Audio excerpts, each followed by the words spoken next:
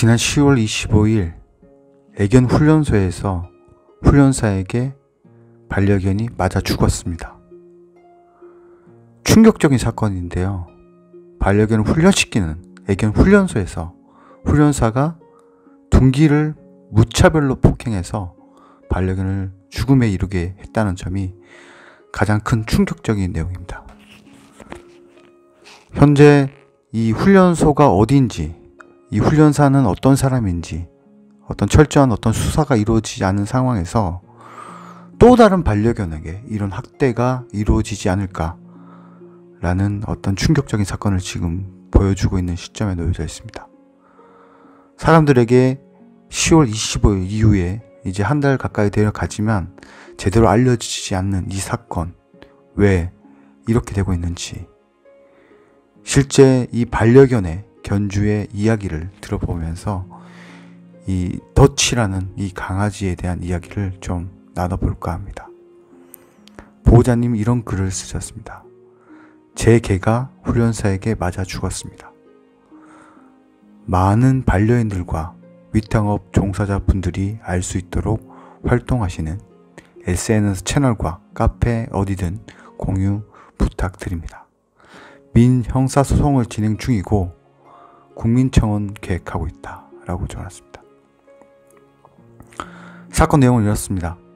덫이 훈련 중이던 덫이는 지난 10월 25일 밤 훈련사의 파이프 등 둔기를 사용한 무차별적인 폭행 이후 적절한 사후 조치의 부재로 허망하게 목숨을 잃었습니다. 덫이 안부를 묻는 카톡에 답 없는 것이 뭔가 불안했고 확인차에 전화를 걸어 아이의 죽음에 대해 알게 됐습니다. 믿을 수 없는 마음으로 훈련소로 달려갔지만 덫이는 이미 싸늘하게 굳은 채 누워 있었습니다. 몸만 컸지 애기 같던 내 새끼가 각종 둔기로 구타 당하며 얼마나 무서웠을지, 그리고 맞고선 제 한 몸 누이면 딱 맞을 차가운 캔넬 안에서 비틀비틀 걸어 들어가 고통에 헐떡거리며 얼마나 고통스러웠을지, 마지막 숨을 뱉을 때까지 얼마나 우리 품에서 엄마의 집으로 오고 싶었는지 목이 메이고 가슴이 미어졌지만 아이가 어떻게 갔는지는 직접 보아야 했기에 CCTV 영상을 요청했습니다. 발, 무릎, 등으로 덫을 가격했고 심지어는 파이프 같은 둔기를 사용했으며 패대기 쳤다는 진술을 받았습니다. 처음에는 거짓 진술을 하다 경찰 부른다고 하니 겁이 나 진술한 내용이며 녹화 파일이 있습니다.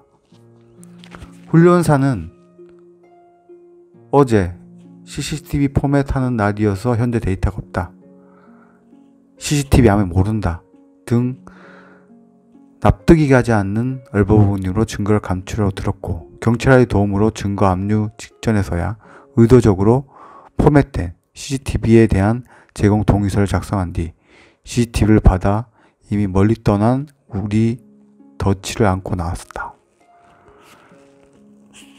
덫이가 떠난 후 저는 충격과 슬픔 아니라 내 잘못된 선택으로 해당 훈련소에 보냈다는 죄책감에 신경 안정제, 우울증 치료제와 위궤양 약을 복용하고 있고 엄마는 아직도 일상생활이 안 될 정도로 힘들어 매일 편두통약을 복용하고 목에 통증을 느끼고 계십니다. 훈련사의 부모님은 아들이 우울증이 심해 직접 사과할 수 없으니 배려해 달라라고 하였지만 사건 이후 훈련사는 해당 훈련사 공식 채널인 인스타그램에 부분별로 덫이 피드를 삭제하고 피해자인 제가 속해 있는 단체 카톡에서 지인들에게 자신의 안부를 전했으며 카카오톡에서 자신의 반려견과 찍은 사진을 프로필 사진으로 바꾸기도 하였습니다. 과연 우울증이 심한 피해자 가족 앞에 직접 나올 수 없는 사람의 행동인지 의구심이 듭니다. CCTV 복구 과정에서도 지속적으로 복구업체에 협박성 연락하여 복구 작업을 방해하였고 일방적인 제공 철회서를 작성해 와서 CCTV 기기 및 데이터베이스를 주장하고 있는 상태입니다. 처음에는 가감없는 사건 사실을 포함한 사과문을 게시하면 피해자인 제가 직접 이런 사실에 대해 알리지 않으려고 했지만 더치 누나의 요청을 들은 후 훈련사는 현재 타인을 가해하고자 하는 충동이 생겨 병원에 입원해야 한다. 강요에 의한 사과는 인권침해다라는 답변을 훈련사의 부모님으로부터 들었습니다. 문제를 해결하기 위해 조금만 시간을 달라고 간절히 부탁하던 그들에게 2주간의 시간을 주었지만 결국 돌아온 건 사건 당일에 작성한 내용에 반하는 일방적인 CCTV 동의 철회서와 훈련소에서 걔가 죽으면 500만 정도에 합의하고 공개 사과라는 말은 하지 않더라라는 답변이었습니다. 집으로 곧 돌아와 잔디밭을 뛰어다니고 함께 더치가 좋아하던 바다여행 가던 날을 기다리고 있었는데 아직도 더치라고 부르면 뛰어오는 모습, 내 손에 닿던 더치의 얼굴, 아침마다 놀아달라 깨우던 더치가 생생하게 믿어지지가 않고 이걸 쓰면서도 손이 떨리고 힘듭니다.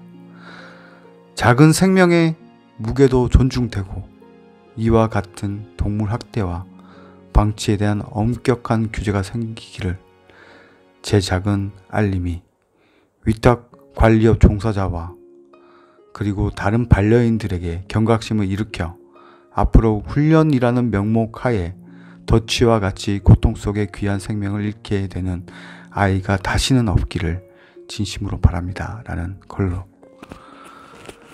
보호자님이 글을 쓰셨는데 글 한 줄 읽는데 막 가슴이 벌렁거리고 열이 받쳐 진짜 미쳐버리겠습니다. 진짜 어떻게 이런 일들이 정말 생겨날 수 있을까요? 지금 대한민국에 이런 일들이 비일비재하게 지금 생겨나고 있다는 이야기입니다.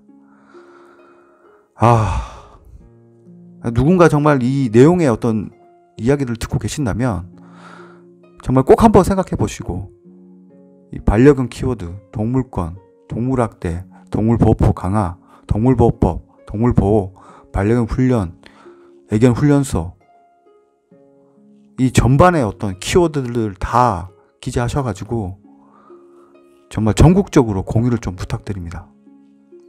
다시는 이런 충격적인 내용들이 일어나지 않고 정말 사회적으로 공론화가 되어서 훈련소와 이 훈련사 이런 사람들이 제대로 된 정신 상태와 생각을 가지고 훈련을 시키고 반려견을 대하고 또 그런 모습들을 보호자들이 CCTV라든지 그 사각지대 논의 어떤 내용들이 아니라 철저하게 감시를 하더라도 이런 부분들이 다시는 일어나지 않도록 뭔가 어떤 조치를 취해야 된다고 생각합니다. 그래서 정말 믿을 수 없는 사람들에게 훈련을 맡긴다는 거, 이 강아지 장난감처럼 뭐 데려오는 것도 문제지만은 이렇게 아무 무책임하게 그런 사람들 믿고 맡긴다는 것 자체도 가장 큰 문제가 아닌가 생각합니다. 너무 안타깝습니다. 보호자분이 조금만 더 관심을 가지고 그렇게 믿고 맡기는 게 아니라 이 아이에 대해서 어떻게 대하고 있는지, 거기는 어떤 환경인지, 그 훈련시키는 훈련사는 어떤 사람인지 전반의 어떤 내용들을 조금 더 조사해보고 고민해봤다면 이런 부분들 사전에 예방할 수 있지 않았을까 하는 아쉬움이 너무 간절하게 남는 그런 상황입니다. 너무 가슴 아픈 소식 전하고요.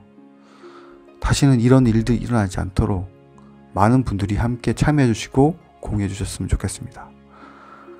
안타까운 소식을 전하면서 저는 지금까지 강사모 최경선이었습니다. 감사합니다.